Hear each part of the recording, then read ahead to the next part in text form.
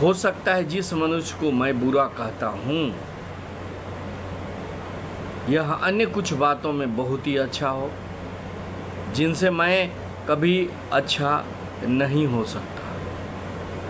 बुरा कहने से पहले हम उसके सभी गुणों के बारे में जान लें, तभी उसके बारे में टिक्का टिप्पणी करें। क्योंकि हम जिस कारण से उसे बुरा कह रहे हैं उसके बहुत सारे अन्य गुण भी हो सकते हैं, जिससे कि वह हमारी धारणा को गलत साबित कर दे। उसी प्रकार स्त्री और पुरुष की कार्य शक्ति की जब हम तुलना करते हैं तो हम देखते हैं कि पुरुष युद्ध तथा कठिन शारीरिक श्रम कर सकता है, इसलिए वह समझता है कि वह अधिक श्रेष्ठ है, और इसके साथ स्त्री जाति की शारीरिक दुर्बलता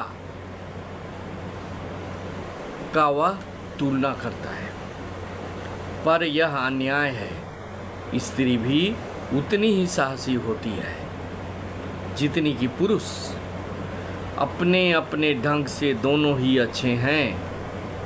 भला एक ऐसा मनुष्य तो बताओ जो बच्चे का लालन पालन उतनी ही सहनशीलता, शांति एवं प्यार के साथ कर सकता हो जितना कि एक स्त्री करती है, जितना एक स्त्री अपने परिवार का देखभाल करता हो, जितना स्नेह के साथ परिवार के सभी लोगों को रखता हो।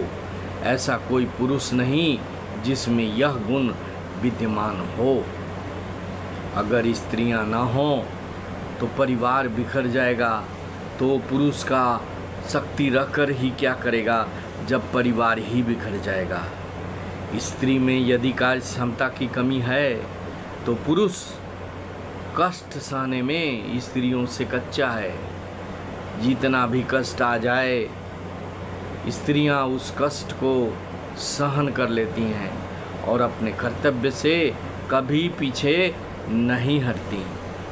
पुरुष इस कष्ट को कदापि सहन नहीं कर सकता। यह संपूर्ण विश्व पूर्णतया संतुलित है। स्त्री और पुरुष सिक्के के दो पहलू हैं, दोनों बराबर हैं। कोई नहीं कह सकता कि एक पहलू दूसरे पहलू से ज़्यादा महत्वपूर्ण है। दोनों का ही अपना अपना महत्व है। एक अगर शक्ति का स्रोत है तो दूसरा सहनशीलता का स्रोत, कठिन कष्ट सहने का स्रोत, परिवार को एक सूत्र में बांध कर रखने का स्रोत। कौन कह सकता है कि शायद एक ऐसा दिन आ जाए जब हम यह देखें कि एक छोटा सा कीड़ा भी कुछ ऐसा गुण प्रकट कर दे जिसका मनुष्य में अभाव है। अत्यंत दुष्ट मनुष्य भी सामान्य लोगों में नहीं पाए जाते। अपने जीवन में यह सत्य प्रतिदिन देखना चाहिए। एक जंगली व्यक्ति को देखो, तुम उसको देखकर कल्पना नहीं कर सकते। उसके गठीले बदन, शक्तिशाली शरीर, मजबूत शरीर, वह भरपेट खाता है और बीमार क्या होता है उसको वह जानता तक नहीं है। इसके विपरीत सामान्य लोग सदा बीमार पड़ते रहते हैं। अगर हम अपने मस्तिष्क से उसका शरीर बदल लें तो एक आश्चर्यजनक इस विश्व में प्रकट होगा। इस विश्व की गति लहरों की गति के समान है। ऐसा कई लहर होते हैं जिसमें गर्त और शिखर दोनों होते हैं। संतुलन सभी जगह मौजूद होता है। तुम्हारे पास एक वस्तु है तो तुम्हारे पड़ोसी के पास दूसरी वस्तु। जब पुरुष या स्त्री की योग्यता ठहराते हो तो उसके बड़प्पन के अलग अलग ढंग के अनुसार ठहराओ। प्रत्येक का कार्य क्षेत्र अलग अलग है। किसी को वह दुष्ट है, किसी के लिए ऐसा कहने का अधिकार नहीं। यह तो वही पुराना अंधविश्वास है जो कहता है अगर तुम ऐसा करोगे तो संसार नष्ट हो जाएगा। यह तो चलता ही आ रहा है और फिर संसार आज तक नष्ट नहीं हुआ। इसलिए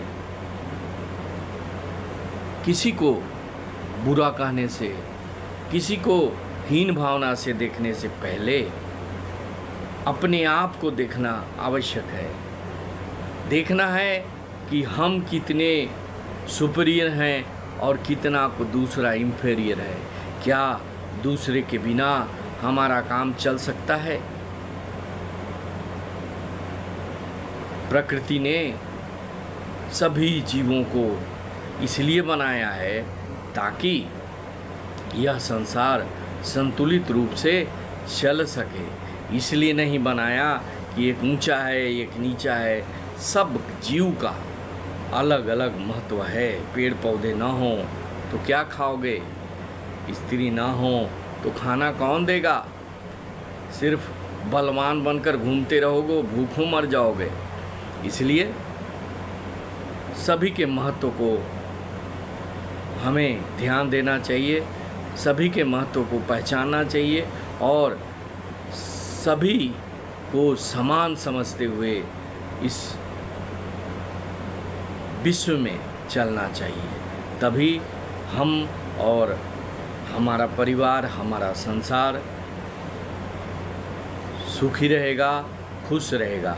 अगर हम एक दूसरे से तुलना करेंगे, नीचा दिखाने का कोशिश करेंगे तो दूसरे तो कष्ट में रहेंगे, हम भी कभी सुखी नहीं रह सकते। अगर स्त्रियां ना हों, सिर्फ पुरुष हों तो एक दिन इस सृष्टि का नाश हो जाएगा। इसलिए स्त्रियां और पुरुष दोनों का इस संसार में होना बहुत आवश्यक है। दोनों का अपना अपना महत्व है। अगर दोनों हैं, इसीलिए यह संसार चल रहा है। इस बात को हर एक इंसान को समझने की ज़रूरत है। किसी को छोटा कदापि न समझें। भाइयों, अगर मेरा यह वीडियो अच्छा लगा तो इसे सब्सक्राइब करेंगे, शेयर करेंगे और लाइक करेंगे। साथ ही साथ आपको यह वीडियो कैसा लगता है इसके लिए एक प्यारा सा कमेंट भी लिखना न भूलेंगे। Thank you very much. जय हिंद, वंदे मातरम।